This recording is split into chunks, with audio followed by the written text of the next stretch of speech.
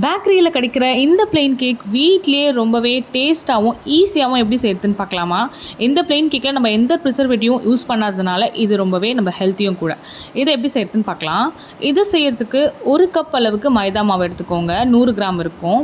அது கூடவே 1 table spoon cornflour, 1 teaspoon baking powder, 1/2 teaspoon baking soda, ஒரு பிஞ்ச் அளவுக்கு சால்ட் சேர்த்துக்கோங்க. சேர்த்துட்டு இது நல்லா ஒரு ஜல்லடை வச்சு ஜலிச்சுக்கோங்க. இப்போது அது கூட அதை நல்லா கலரி விட்டுக்கோங்க. இப்போது 3 முட்டை எடுத்துக்கோங்க. அதோடைய ஒயிட்டையும் எல்லோவையும் தனியாக பிரித்து வச்சுக்கோங்க. இப்போது ஒயிட்டை மட்டும் நல்லா பீட் பண்ணிக்கோங்க. பீட் பண்ணும்போது ஒரு 100 கிராம் அளவுக்கு சர்க்கரை, அதாவது 1 கப்பு, அந்த சர்க்கரையை கொஞ்சம் கொஞ்சமாக எடுத்து பீட் பண்ணிக்கோங்க. இந்த ஸ்டேஜ் வந்த பிறகு இப்போது நம்ம எல்லோவையும் ஆட் பண்ணிக்கலாம். அது கூட 1 டீஸ்பூன் அளவுக்கு வெனிலா எசன்ஸ் சேர்த்துட்டு நல்லா பீட் பண்ணிக்கோங்க. இந்த ஸ்டேஜ் அளவுக்கு வர அளவுக்கு நல்லா பீட் பண்ணிக்கோங்க. இப்போது வந்துடுச்சு. இப்போ அது கூடவே நம்ம ஜலிச்சு வச்ச ஃப்ளோரை சேர்த்துக்கலாம்.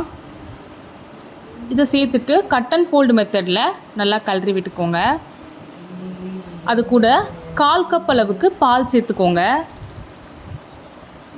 அது கூடவே 1/4 கப் அளவுக்கு ஆயில் சேர்த்துக்கோங்க. ரிஃபைண்ட் ஆயில் சேர்த்துக்கோங்க. இதை நல்லா கட் அண்ட் ஃபோல்டு மெத்தடில் நல்லா கலரி விட்டுக்கோங்க. அவ்வளோதாங்க, நம்மளோட கேக் பேட்டர் ரெடி ஆகிடுச்சு. கேக் டீனில் பட்டர் ஷீட் போட்டிருக்கேன். இப்போ அதை கேக் பேட்டரை நம்ம இதில் ஊற்றிக்கலாம். ப்ரீ ஹீட் பண்ணிக்கோங்க 10 மினிட்ஸ். அதோட 30 to 40 மினிட்ஸ் நீங்கள் குக் பண்ணிங்கன்னா கேக் ரெடி ஆகிடுச்சு. நீங்களும் செஞ்சு பாருங்கள், ரொம்பவே டேஸ்ட்டாக இருக்கும்.